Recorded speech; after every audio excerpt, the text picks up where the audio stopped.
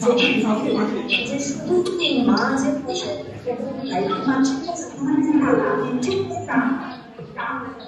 মাতৃভাষাকে একজন শিক্ষার্থী নিজে থেকে সেই ভাষাটিকে আয়ত্ত করে এবং সেই ভাষাতে নিজের চিন্তা ভাবনাকে সরলভাবে প্রকাশ করতে সক্ষম হয়। সেই ভাষাতেই সে প্রথম স্বপ্ন দেখে, প্রথম ভালোবাসতে শেখে, প্রথম পৃথিবীকে চেনে। তাই শিক্ষার প্রথম ধাপ যদি তার মাতৃভাষা হয়, তবে সে সকল জ্ঞানই অর্জন করতে সক্ষম হয়। তার মধ্যে আত্মবিশ্বাস গড়ে ওঠে, সে নিজের অস্তিত্বকে সম্মান করতে শেখে। কিন্তু এই ইতিহাস এতটা সহজ সরল ছিল না। আমাদের আজকের প্রধান বক্তা শ্রাবণী ম্যাডাম অলরেডি এই সম্পর্কে বিস্তৃত ধারণা আমাদেরকে দিয়েছেন।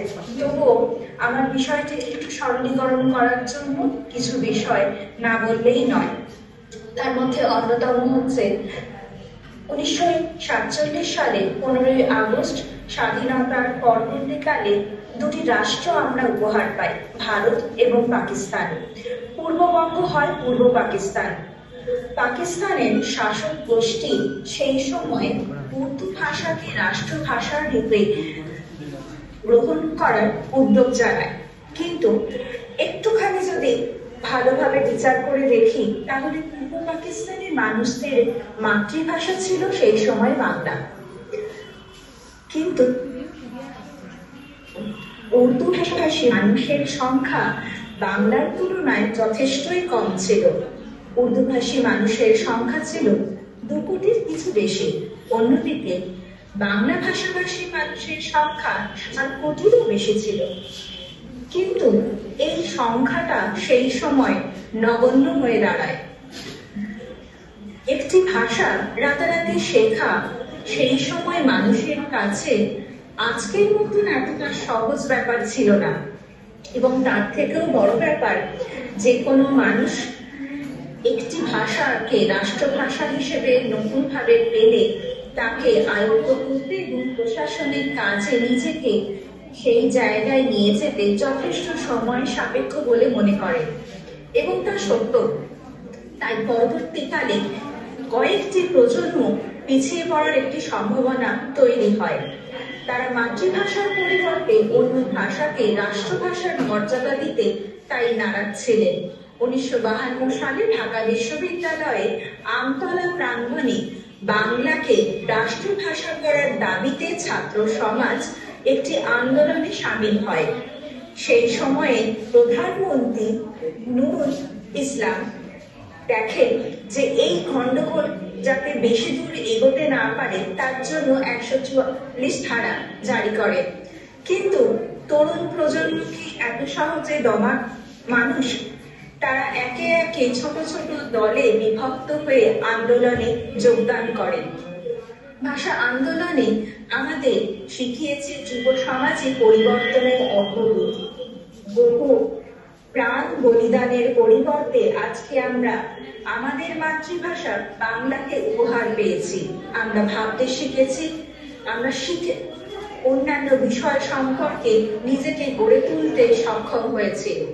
পরবর্তীকালে প্রবাসী বাঙালিদের উদ্যোগে এবং বাংলাদেশ সরকারের প্রচেষ্টায় বিষয়টি আন্তর্জাতিক পর্যায়ে উত্থাপিত করা হয়।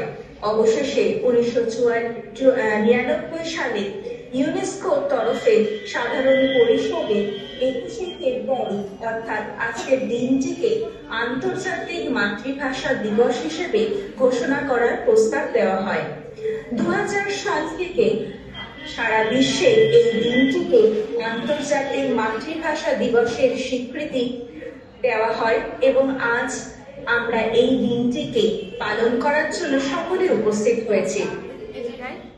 এটি শুধু বাঙালির গর্ব নয়, এটি বিশ্বের সমস্ত ভাষাভাষী মানুষের অধিকার রক্ষার প্রতীক। ইউনেস্কো প্রতি বছর আন্তর্জাতিক মাতৃভাষা দিবসে একটি নির্দিষ্ট থিম নির্ধারণ করে। এবছরের theme youth voices of multilingual education. যা বাংলা করলে দাঁড়ায় বহুভাষিক শিক্ষায় যুব সমাজে কণ্ঠস্বর।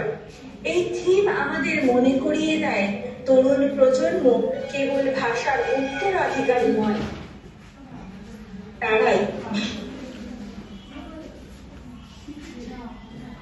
40% মানুষ এমন ভাষায় শিক্ষা লাভের সুযোগ পায় না যা তাদের মাতৃভাষা, তাদের চিন্তার ভাষা, তাদের ভাব প্রকাশের মাধ্যম। ফলে তারা প্রাথমিক শিক্ষায় পিছিয়ে পড়ে। বহুভাষিক শিক্ষা এই বৈষম্যকে কমাতে পারে। গবেষণায় দেখা গেছে মাতৃভাষা ভিত্তিক প্রাথমিক শিক্ষা শিক্ষার্থীদের বোঝার ক্ষমতাকে বৃদ্ধি করে এবং শিক্ষার প্রতি নতুন আগ্রহ জাগায়। আমাদের দেশে জাতীয় শিক্ষানীতি 2020-তে প্রাথমিক স্তরে মাতৃভাষা শিক্ষার উপর জোর দেওয়া হয়েছে। এই অবশ্যই ইতিবাচক পদক্ষেপ, তবে শুধু নীতি নির্ধারণ করলেই তো হয় না, এর সাথে জড়িত থাকে বাস্তবায়নের একটি বিশাল বড় সংগ্রাম। যুব সমাজের অংশগ্রহণ এক্ষেত্রে অত্যন্ত গুরুত্বপূর্ণ পদক্ষেপ। শিক্ষার্থীদের অভিজ্ঞতা, মতামত ও চাহিদাকে গুরুত্ব দিতেই হবে আমাদের। আমরা বাঙালিরা কোনো একটি ভাষা বা সংস্কৃতির মধ্যে আবদ্ধ নই। আমাদের সমাজে বহু ভাষা ও সংস্কৃতির সহাবস্থান রয়েছে। এই বৈচিত্র্যই আমাদের শক্তি। বহুভাষিক শিক্ষা সেই শক্তিকে স্বীকৃতি দেয়। বর্তমান যুগ ও প্রযুক্তির যুগ, আমরা কৃত্রিম বুদ্ধিমত্তা বা এআই ব্যবস্থার সঙ্গে ওতপ্রোতভাবে জড়িত, কিন্তু এআই প্রযুক্তিতে সীমিত সংখ্যক ভাষা প্রাধান্য পায়। ফলে অনেক আদিবাসী ও স্বল্প প্রচলিত ভাষা পিছিয়ে পড়ার আশঙ্কা থেকেই যায়। ইউনেস্কো আমাদের সতর্ক করেছে, যদি প্রযুক্তিতে ভাষাগত অন্তর্ভুক্তি নিশ্চিত না করা হয় তবে ভাষাগত বৈষম্য আরো বেড়ে যাবে। আবার সঠিকভাবে ব্যবহার করলে এআই কম প্রতিনিধিত্বকারী ভাষাকে সংরক্ষণ ও পুনরুজ্জীবিত করতেও সহায়ক হতে পারে।